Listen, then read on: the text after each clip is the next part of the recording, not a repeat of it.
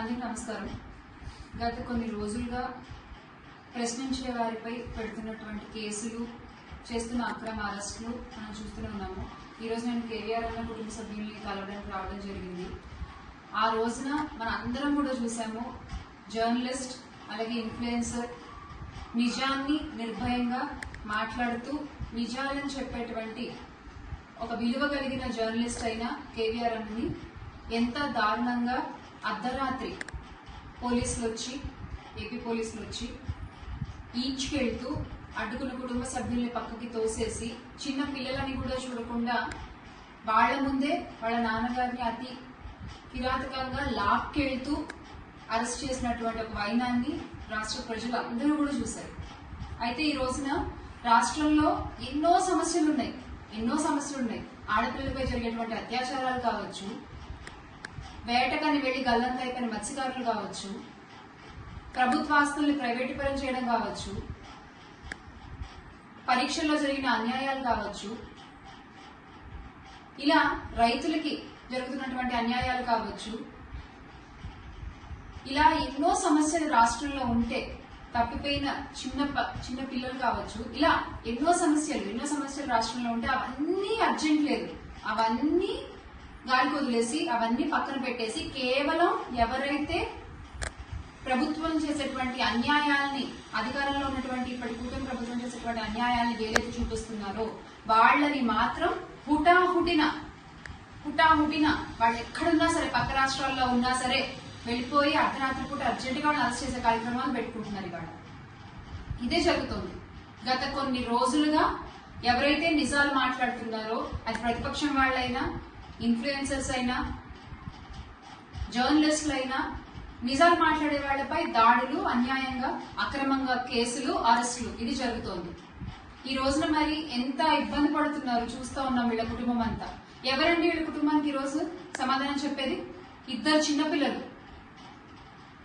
ఆ చిన్న పిల్లలు బయటకు వెళ్ళినప్పుడు మీ నాన్నగారు మీరు అరెస్ట్ చేశారంట కదా, ఆ పిల్లల్ని అడిగినప్పుడు ఆ పిల్లలు ఎదుర్కొన్నటువంటి ఆ మానసిక క్షోభకు ఎవరు సమాధానం చెప్తారు? మీరు చెప్తారా?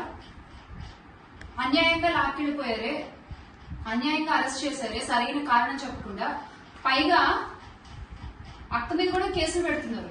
ఏమని పెడుతున్నారు? ఆ రోజంట కేవీఆర్ అన్నని అరెస్ట్ చేయడానికి వచ్చినప్పుడట అడ్డుకున్నారట, సరిగ్గా సహకరించలేదట పోలీసులకి, అందుకని ఇప్పుడు ఈమె మీద కూడా కేసు పెడుతున్నారు. ఎంత అన్యాయం అండి ఇది!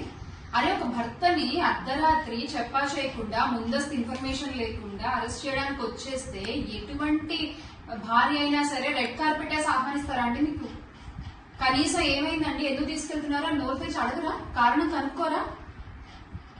అది మన ప్రజాస్వామ్యంలో ఉన్న హక్కు కదా.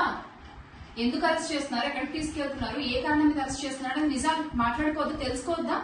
మీ ఇష్టానికి మీరు పోలీసులు వచ్చేసి తీసుకెళ్లిపోతామంటే అలా అడిగినందుకు ఇప్పుడు ఈవిడ మీద కూడా కేసు పెట్టే ప్రయత్నాలు చేస్తున్నారు. ఒక్క మహిళ ఇవన్నీ ఎదుర్కొంటూ పోరాడుతూ ఉంది. మరి ఈ రోజు ఇటువంటి పరిస్థితులు చూస్తే జగన్మోహన్ రెడ్డి గారు కూడా హే రామ్ సేవ్ ఆంధ్రప్రదేశ్ అంటూ ట్వీట్ చేసేటువంటి పరిస్థితి వచ్చింది.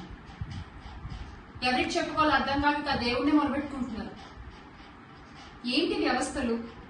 జర్నలిజం అనేది 4th ఎస్టేట్ గా ఉంది, కానీ ఈ రోజున అదే జర్నలిజం పర్సనల్ ఎసెట్ అయిపోయింది కొంతమందికి. ఆ పర్సనల్ ఎసెట్ గా ఉండి ఆ జర్నలిజం చేసే వాళ్ళందరికీనేమో పల్లకి మోతలు, అలా కాకుండా మీరు చేసే తప్పులు ఎత్తి చూపించే వాళ్ళకందరికేమో అరెస్టులు. ఇది ఈ రోజున రాష్ట్రంలో జరుగుతుంది.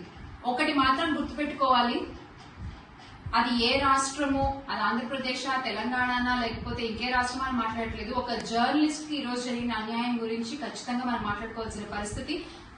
ఎవరైతే అధికారంలో ఉన్నారో వాళ్ళందరూ కూడా గుర్తుపెట్టుకోవాలి, ఒక జర్నలిస్ట్ అక్షరానికి మీ అధికారానికి, ఒక జర్నలిస్ట్ కళానికి మీ బలానికి, ఒక జర్నలిస్ట్ గుండె ధైర్యానికి మీ డబ్బుకి మధ్య ఒక యుద్ధం అనేది మొదలైంది.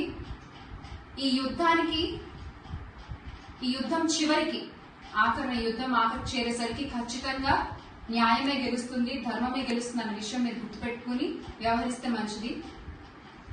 ఖచ్చితంగా ఈ విషయం కూడా, కేవీఆర్ గారి అరెస్ట్ కూడా జగన్మోహన్ రెడ్డి గారి దృష్టిలో ఉంది.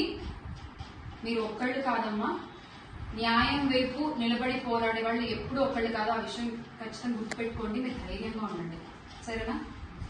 అందరం ఉన్నాం.